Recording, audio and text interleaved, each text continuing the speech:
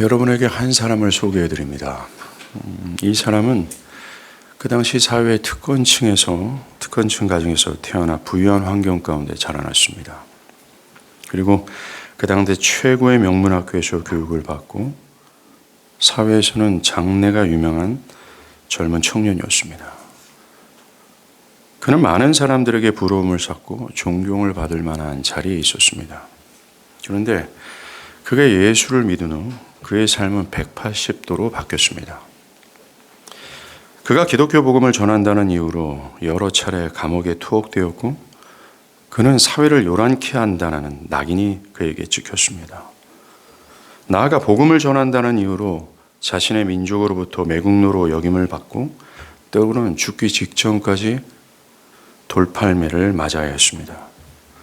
그의 몸은 만신창이가 되었고 장래가 유망한 그의 미래는 언제 처참한 죽음을 맞이할지 모르는 암담한 미래가 되어버렸습니다. 그럼에도 불구하고 그는 기독교 복음을 전하는 것을 멈추지 않았고 결국 로마의 형장에서 목배임을 당하여 그의 생애를 마감합니다. 이 사람이 바로 기독교에서 가장 존경받는 사도 바울입니다. 또 한 명을 소개해드립니다.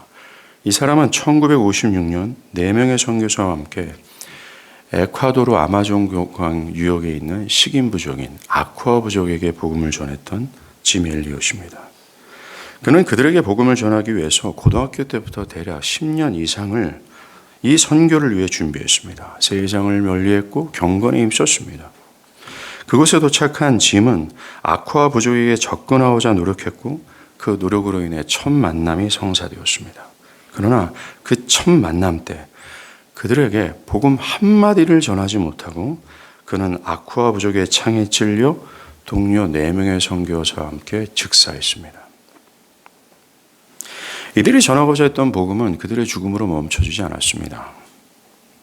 남편의 죽음의 소식을 들은 짐 엘리엇의 아내 엘리자베스 엘리엇은 자신의 자녀들과 함께 남편을 창으로 찔러 죽인 식인 부족 마을에 찾아가 저는 당신이 창으로 찔러 죽인 짐의 아내입니다 라고 하며 복음을 전했고 아쿠아 부족 전 부족이 회심하여 하나님을 예배하게 됐습니다.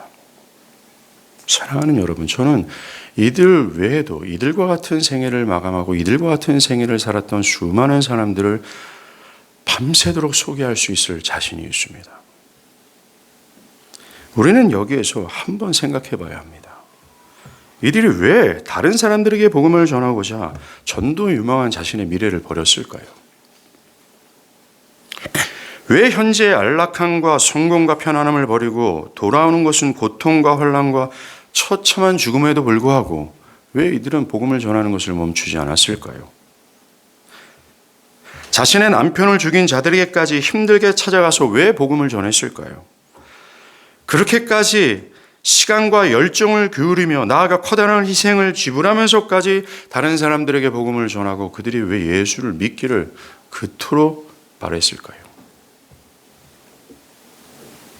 그리고 오늘 우리 교회를 처음 방문한 분들께 묻겠습니다. 여러분을 이곳으로 인도해 주신 분들이 여러분들이 왜 이곳에 오기를 그렇게 열망했을까요?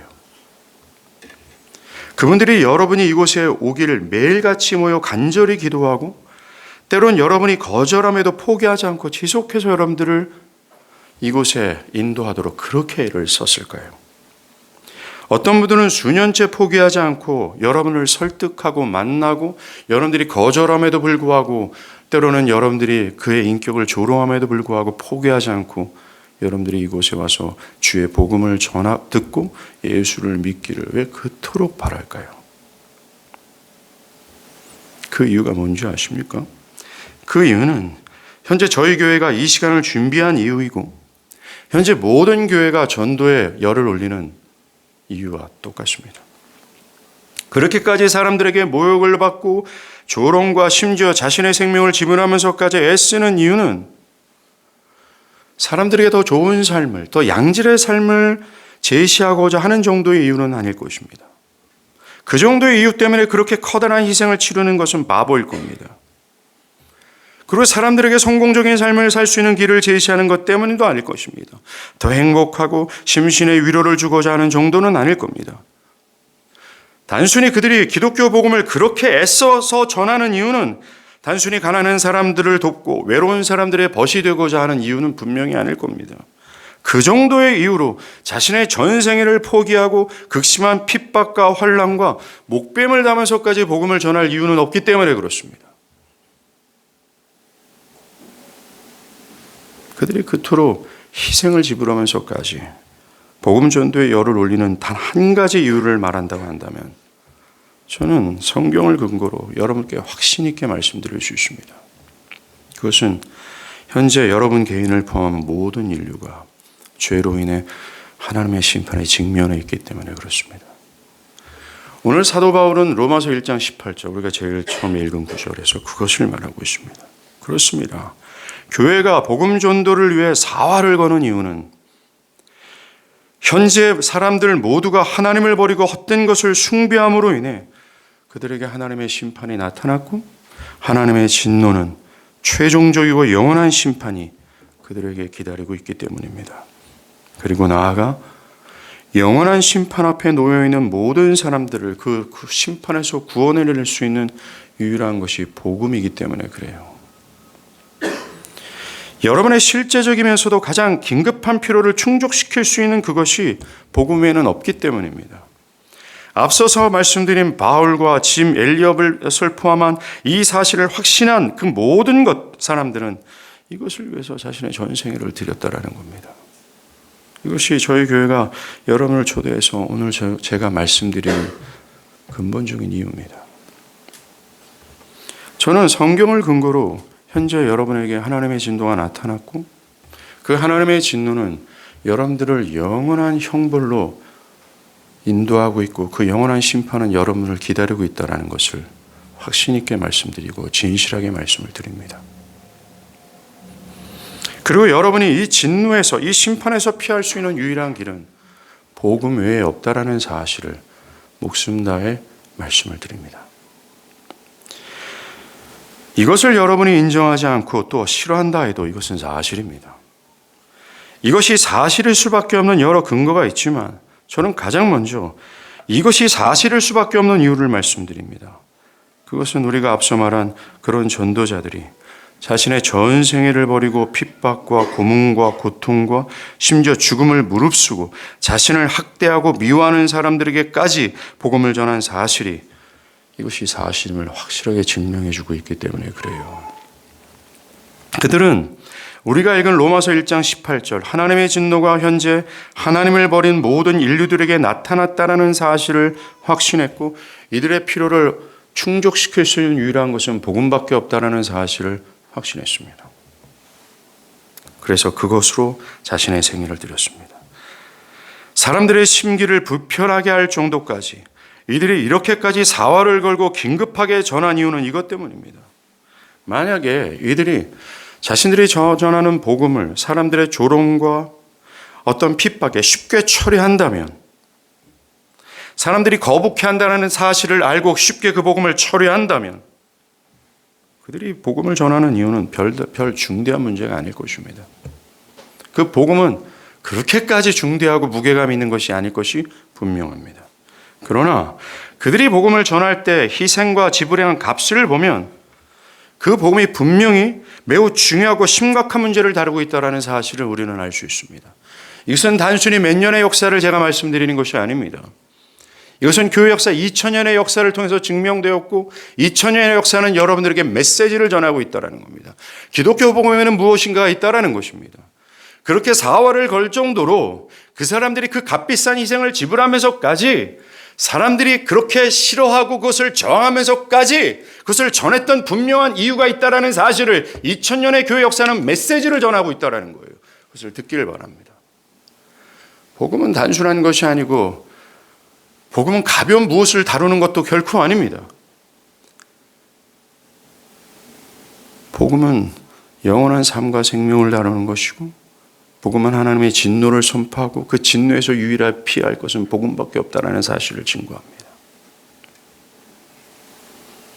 그 다음 하나님의 진노가 나타났다는 건 인류 역사가 그것을 증언하고 있습니다. 어떤 분들은 목사님, 하나님의 진노요? 하나님 잘 모르겠는데요. 하나님의 진노가 어디 나타났습니까? 모르신다면 사랑하는 여러분, 여러분의 삶을 가만히 들여다보십시오. 여러분의 주변과 사회와 인류의 역사를 가만히 들여다보십시오. 그것들은 현재 하나님을 버린 세상을 향한 하나님의 진노가 나타났다라는 것을 말해주고 있습니다. 주위를 둘러보십시오. 오늘날 대부분의 사람들은 쉼이 없습니다. 무엇인가 쫓기고 있죠. 가만히 있으면 도태되고 벌어지지 않을까 불안감으로 가득합니다. 안정제를 찾아야 되고 수면제를 목용해야 되죠.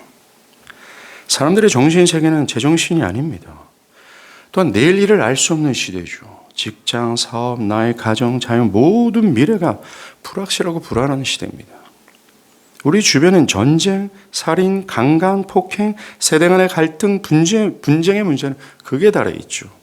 그리고 언제 들이닥칠지 모르는 여러 지진과 가뭄과 자연재해는 속수무책입니다. 정말 어떻게 해야 될지 모르는 상황이 분명합니다. 이게 우리의 진실입니다. 사람들은 이 비극적인 상태에서 벗어나고자 과학이나 정치나 경제 등을 통해서 해결해 보고자 했지만 인간의 고질적인 문제는 단 한 번도 해결된 역사가 없습니다. 현대사회는 빛나는 과학적인 업적은 있습니다. 그런데 아이러니하게도 그것들은 사람들의 삶을 양질의 삶으로 인도하지 못하고 있습니다. 오래전부터 있어왔던 약탈, 살인, 강간, 전쟁, 인간 특유의 문제는 조금도 해결되어지지 않고 더 악해지고 있습니다.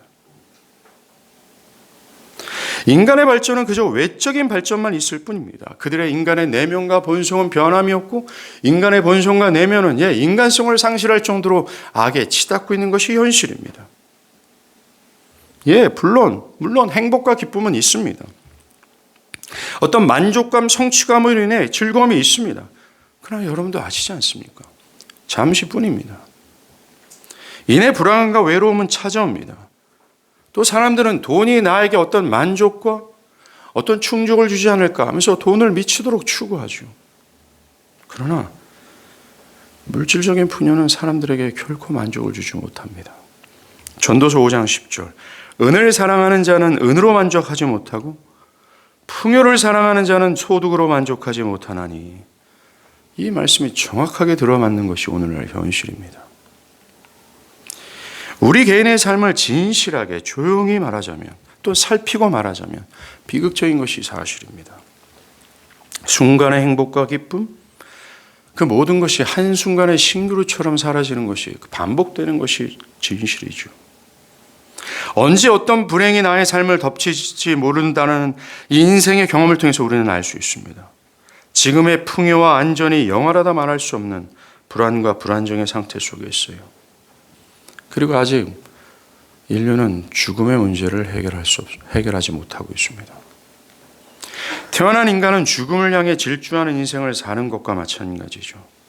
이것이 사람들이 처한 진실입니다. 그게 현실이라는 거죠. 제가 지금 여러분들에게 지금의 현실을 매우 비관적으로 말씀드리는 것 같습니까? 아닙니다. 우리가 조용히 나의 삶과 나의 주변과 인류의 역사를 살피기만 한다면 이것을 깨닫는 것은 금세 얻을 수 있습니다.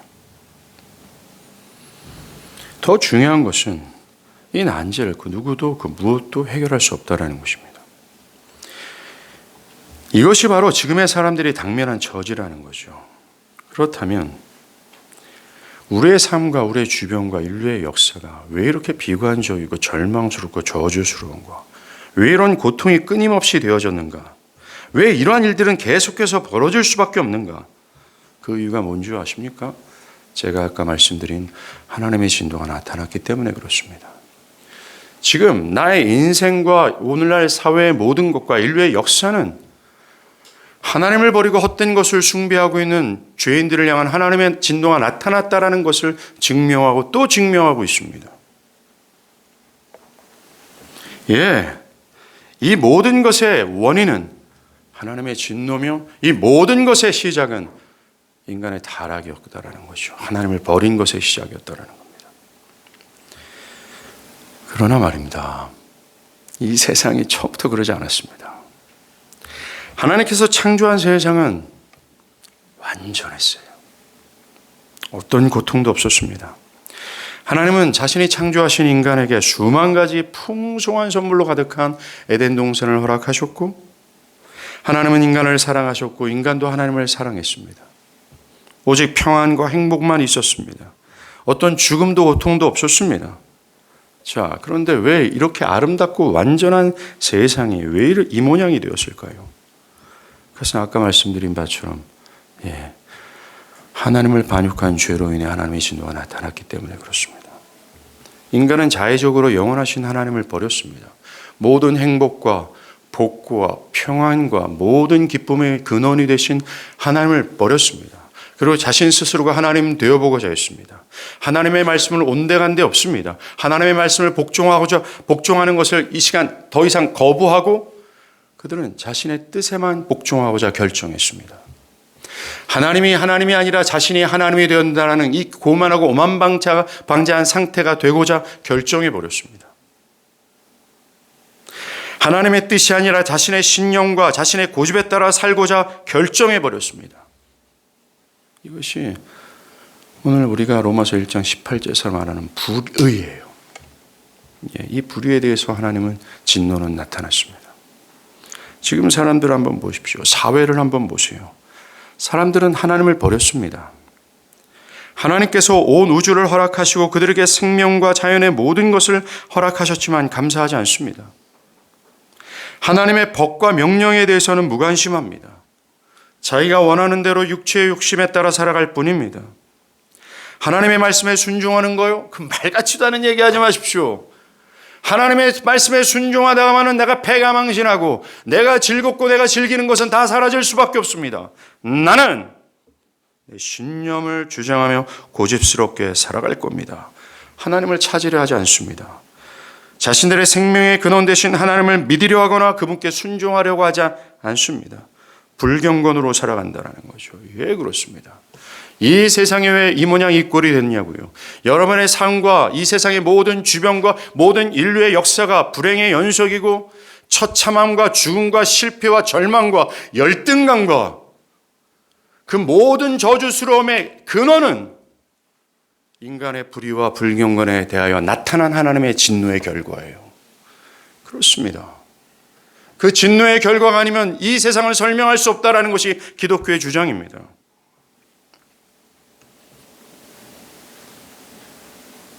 사랑하는 여러분, 하나님의 진노를 그저 흥분해서 미쳐서 날뛰는 것으로 상상하지 마십시오. 하나님의 진노를 한순간 욱하는 성질을 못 참아가지고 멍 날뛰는 것으로 오해하지 마십시오. 하나님의 성품과 본성으로서는 상상할 수 없는 일입니다. 그러한 일들은. 하나님은 사랑이시지만 한 가지 중요한 성품이 있다는 것을 기억해 주십시오. 그것은 바로 거룩입니다. 하나님은 본성적으로 한 점의 죄와 악을 허용할 수 없는 거룩한 분이시기에 그 앞에는 죄를 묵과할 수 없어요. 그러한 존재라는 겁니다. 하나님의 거룩은 죄와 불의에 대해서 돌파할 수밖에 없어요. 하나님의 본성적인 모든 것과 그의 거룩함은 죄에 대해서 그렇게 반응할 수밖에 없다는 것입니다. 이처럼 하나님의 진노는 죄에 대한 하나님의 본성적인 반응이며 태도라는 거예요. 죄를 미워하시고 혐오하시는 하나님의 태도라는 겁니다. 하나님의 진노는 하나님이 죄를 미워하시는 그분의 반응이라는 겁니다. 죄는 하나님께 역겨운 것이고 거룩하신 하나님과 반대되는 모든 것은 하나님이 미워합니다. 죄를 미워하는 하나님의 본성적인 태도가 바로 진노라는 거예요. 그렇습니다. 현재 이 세상에 이런 불행에 놓이게 된 것은 이 불경건과 불의에 대한, 즉 죄에 대한 하나님의 반응이에요. 이 진노가 세상의 모든 불행의 원인입니다. 이것이 여러분들이 읽었던 로마서의 저자인 사도 바울이 우리에게 주는 첫 번째 명제예요. 이 첫 번째 명제는 우리들에게 죄가 모든 인간의 고통의 원인이라는 것을 보여줍니다. 그리고 더 나아가 중요한 것은 사람들에게 이 고통의 원인이 되는 죄를 해결하는 것이 그들에게 가장 중대한 필요라는 것을 말해주고 있어요. 현재 여러분에게 가장 중요한 필요는 어떤 보람된 삶이나 잠시의 즐거움이 아니라는 것입니다. 돈이나 쾌락이나 명예가 아니라 더 근본적인 것에 있습니다. 그것은 죄사함을 받아 임박한 하나님의 진노를 피하여 구원을 얻는 것입니다. 죄를 해결하고 구원을 받는 것입니다. 그럼에도 불구하고 안타깝게도 너무나 많은 사람들이 이 사실을 모르고 있습니다. 들어도 깨닫지 못하고 들어도 들으려 하지 않습니다. 자신들에게 현재 가장 중대하고도 중요한 필요가 무엇인지를 모르고 있습니다. 사람들은 자신 앞에 죽음이 닥쳐 있음에도 불구하고 자신들이 가지고 있는 그 소량의 양식, 돈이든 명예든 직장이든 이것을 짊어지고 이것이 충분하다고 여깁니다. 그리고 오직 지금 현실에만 집중할 뿐입니다. 자신의 위에 하나님의 진노가 있고 자신의 미래에 하나님의 심판이 기다리고 있고 다가오고 있다는 사실 자체를 모르고 있고 깨닫지 못하고 심지어 교회를 다니는 사람들이 수십 년 동안 주구장창 듣고 또 들어도 감지하지 못하고 인식하지 못합니다.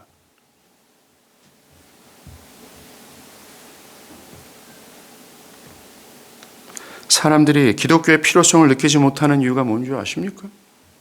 교회와 신앙과 영적인 것과 교회가 말하는 그 모든 것을 그렇게 강렬히 필요로 하지 않는 이유가 뭔지 아십니까?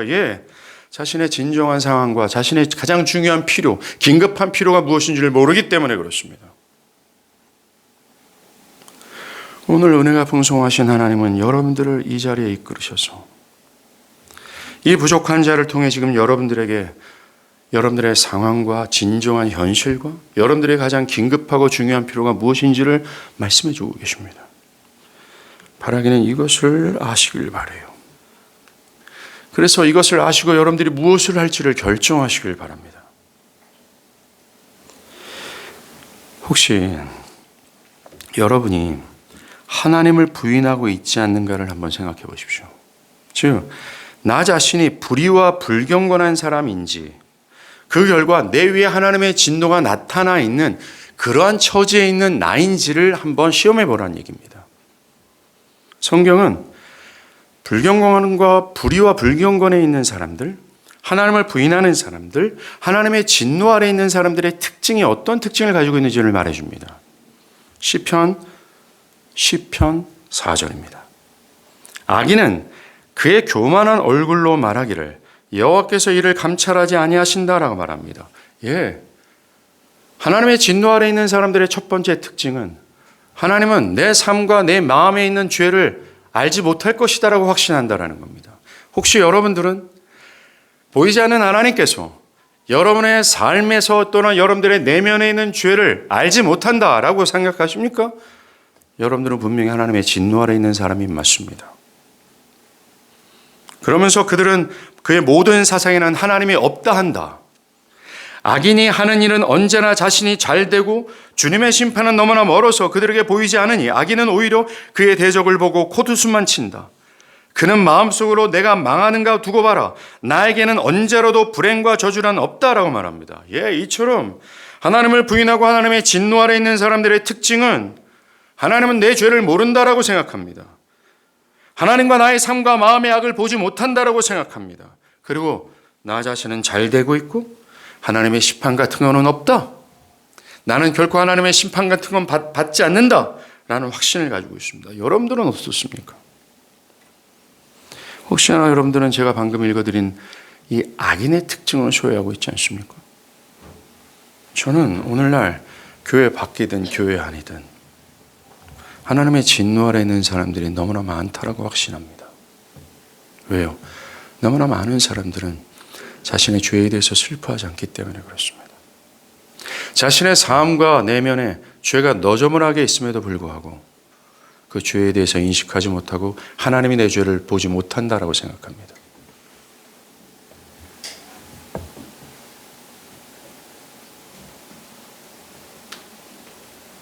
그리고 너무나 많은 사람들은 하나님의 심판은 나에게 미치지 않을 거라고 생각합니다. 나는 지금처럼 앞으로도 잘 될 거라는 확신이 그들에게 있다라는 거예요. 만약 그렇다면 저는 단언컨대 이 성경의 진리를 가지고 단언컨대 그들은 하나님의 진노 아래 있는 자들이 맞습니다. 그들은 하나님의 심판이 기다리고 있다라는 거죠. 그런데 하나님이 없다 하는 사람들은 기억할 것이 있습니다. 히브리서 10장 27절, 한 번 죽은 것은 사람에게 정한 것이요 그 후에는 심판이 있다라고 말합니다. 그렇습니다. 죽음 이후에 심판이 있다라고 말합니다.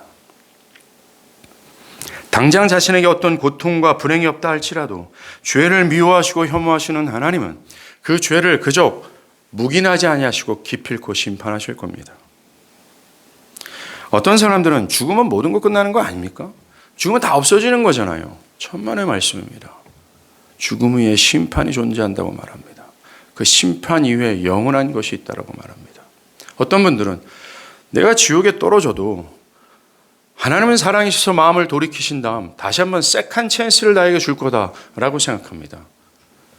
성경은 절대로 그렇게 말하지 않습니다. 하나님의 공의는 영원하다고 말합니다. 자, 그렇다면 대안이 무엇일까요? 모든 인간을 하나님의 진노 아래 빠뜨린 불행과 저주스러운 상태에 빠뜨린 이 죄의 문제를 해결할 수 있는 대안이 무엇일까요? 하나님의 진노에서 피하여 구원을 받을 수 있는 대안이 과연 뭘까요? 그것이 바로 사도 바울과 짐 엘리엇처럼 자신의 목숨을 걸고 말하고 또 말했던 기독교 복음입니다. 더 정확하게 말씀드리면 죄인을 위해 죽으시고 부활하신 그리스도 예수를 믿는 것뿐이밖에 없다라는 겁니다. 사도 베드로는 자신을 죽이고자 하는 사람들, 예수의 도를 싫어하는 사람들에게 목을 걸고 선언했어요. 다른 이로서는 구원을 얻을 수 없나니 천한 인간이 구원을 얻을 만한 다른 이름은 우리에게 주신 일이 없다라고 말합니다. 결코 다른 것은 존재하지 않습니다. 인간이 처한 비극적인 상황의 대안으로는 다른 것이 없어요. 오직 이것뿐입니다. 이것이 유일한 대안이에요. 이것은 결코 편협한 사고방식이 아닙니다. 오히려 건전한 사고방식이죠. 저는 죽음에서 살 길을 제시하는 것이 편협한 생각이라고 생각하지 않습니다. 기독교 복음은, 즉 예수를 믿음으로 오직 구원을 받을 수 있다는 이 기독교 복음은 우리가 앞서 살펴본 인간의 처한 불행과 상황, 어떤 저주스러운 유일한 대안입니다. 기독교 복음은 이 세상에 있는 수많은 이론들과 가르침, 철학들 가운데 그 중에 하나가 아니에요. 기독교 복음은 독특한 것이고 유일한 것입니다. 역사를 보십시오. 그 어떤 것이 인간의 처한 이 기본적이고 본질적인 문제를 해결할 수 있는 대안을 제시한 것이 무엇이 있습니까? 수천 년의 인간 역사가 그 모든 것이 실패했다고 말해줘요. 그런데 오직 기독교만 그것에 확실한 대안을 말해줍니다. 그렇다면 왜 다른 것으로는 안 되고 오직 기독교 복음, 즉 오직 예수를 믿음으로만 그것이 해결될 수 있느냐라고 말하는 것일까요? 왜 예수만 믿어야 되냐고 말하냐 이겁니다. 결론부터 말씀드리면 오직 예수만이 모든 죄인들의 죄를 짊어지시고 그들을 대신해서 그들의 죄를 위해서 죽으셨기 때문에 그렇습니다. 여러분들 십자가를 잘 들으셨을 거라 믿습니다. 십자가 잘 들어보셨죠? 십자가는 페르시아 제국이 만들었지만 너무나 잔인해서 제대로 실행하지 않았습니다. 이 십자가 형벌은 이 로마 제국이 제국을 반역한 자나 저 인간 살려두면 안 된다라는 가장 극악한 죄인들에게 내리는 형벌이었어요. 십자가는 죄수들의 옷을 다 발가벗깁니다. 그리고 십자가의 양손 양발에 약 20cm가 되는 쇠못을 박아 십자가에 겁니다.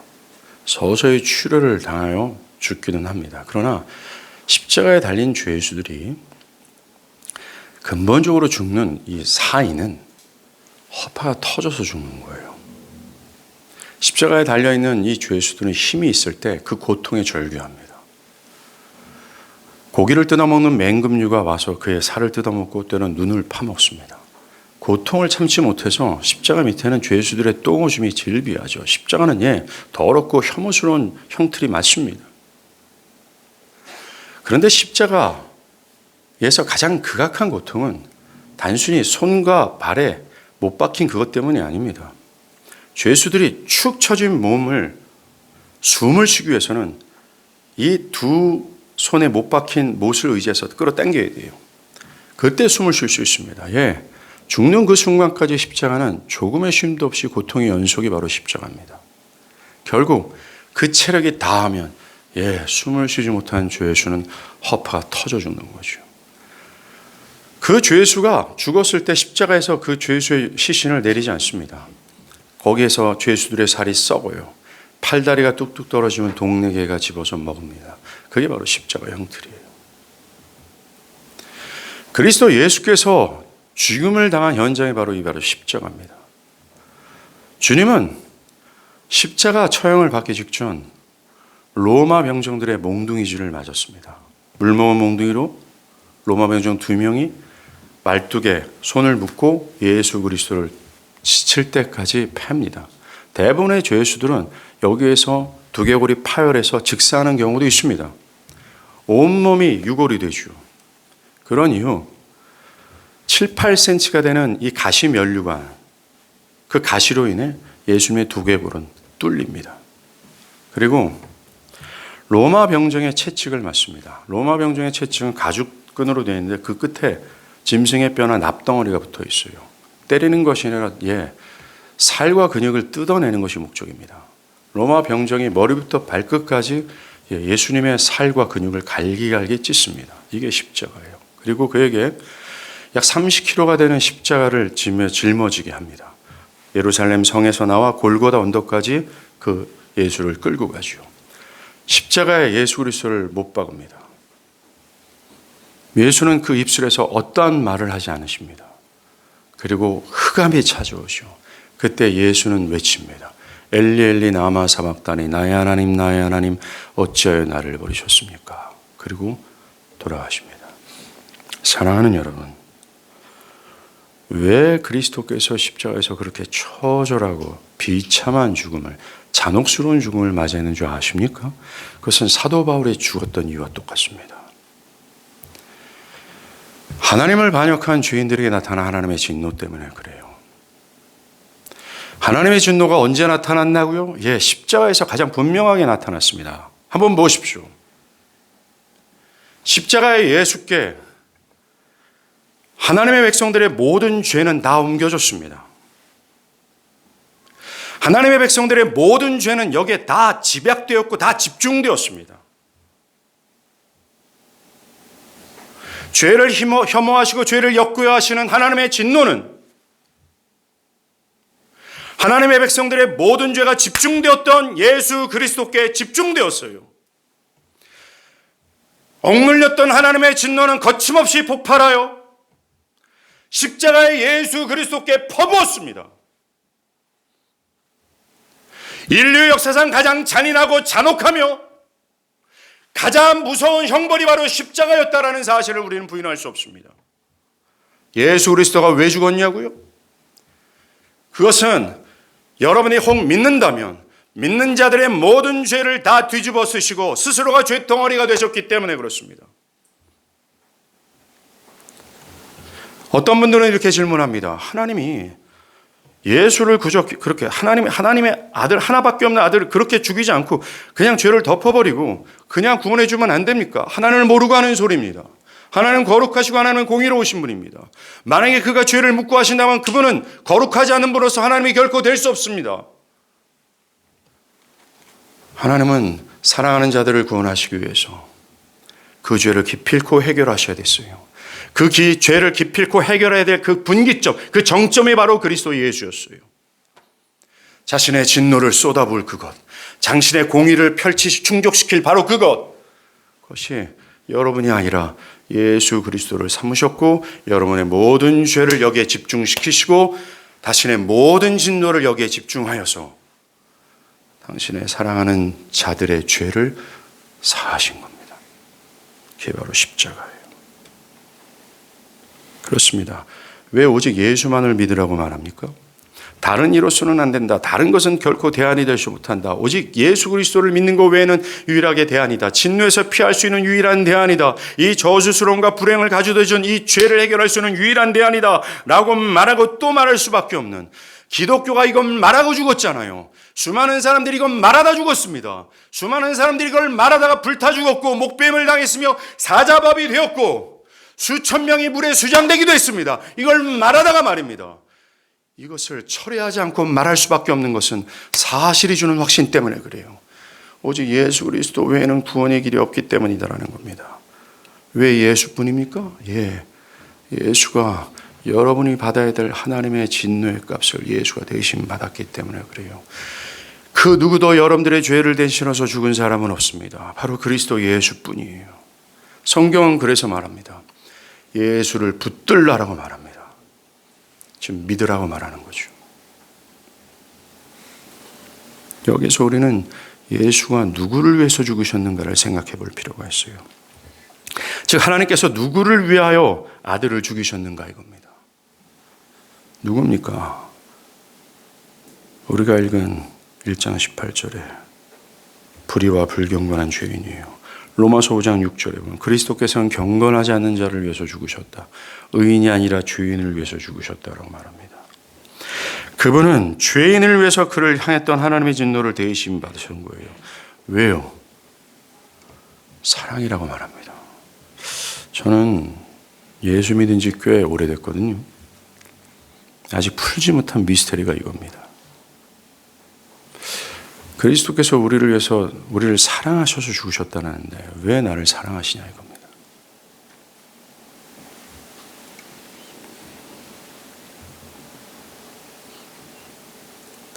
성경은 이 십자가를 바라보면서 사랑이라고 말해요. This is love. 이게 사랑이라고 말합니다. 너희가 먼저 하나님을 사랑한 것이 아니요 하나님이 너희를 먼저 사랑하시사 그 아들을 화목제물로 위하여 너희에게 주셨으니 라고 말합니다. 이것이 사랑이라고 말합니다. 그리고 기독교는 이 복음의 메시지를 통해서 이 사랑을 받아들이라고 말하고 있어요. 사랑하는 여러분, 교회는 여러분들에게 돈이나 인생의 성공의 길을 제시하는 그러한 곳이 결코 아닙니다. 교회는 사람들이 찾고 있는 건강이나 돈이나 번영이나 탄탄한 직업이나 사업의 번창, 만사형통 같은 것은 없습니다. 그것을 주지 못합니다. 그러나 교회는 사람들에게 근본적이고 영원한 필요를 줍니다. 그게 바로 그리스도 예수예요. 여러분이 예수를 믿는다면 여러분들에게 충만했던 죄는 사함을 받을 겁니다. 여러분들을 향했던 하나님의 진노는 사라지게 될 거예요. 그리고 여러분들은 구원을 얻게 될 겁니다. 오직 믿는 길뿐입니다. 기독교는 여러분들에게 담배를 끊으라고 말하지 않습니다. 믿으라고만 말합니다. 기독교는 여러분들에게 완전한 삶을 살라고 말하지 않습니다. 믿으라고만 말합니다. 무엇인가 준비해야 하고 어느 정도의 지식이 있어야 된다고 말하지 않습니다. 믿으라고 말합니다. 여러분들이 믿기 위해서는 무엇이 필요한지 아십니까? 성경은 뚜렷하게 말합니다. 우리가 믿기 위해서는 하나님의 말씀이 필요하다고 말합니다. 하나님의 말씀을 들을 때 믿음이 생겨난다고 말합니다. 그러니 교회에 나와 규칙적으로 하나님의 말씀을 들으십시오.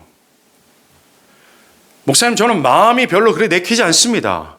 성경은 말합니다. 마음을 새롭게 하기 위해서 그 마음이 어떻게 새롭게 되는가 하나님의 말씀을 들을 때라고 말합니다. 사랑하는 여러분, 교회에 나와 하나님의 말씀을 들으십시오. 그리고 성경을 배우십시오. 그런 자는 분명히 마음이 변화를 받아 예수 그리스도를 믿게 될 겁니다. 저는 확신합니다. 여러분은 오늘 이곳에 오신 것이 여러분들의 의지로 왔다라고 생각할지 모릅니다.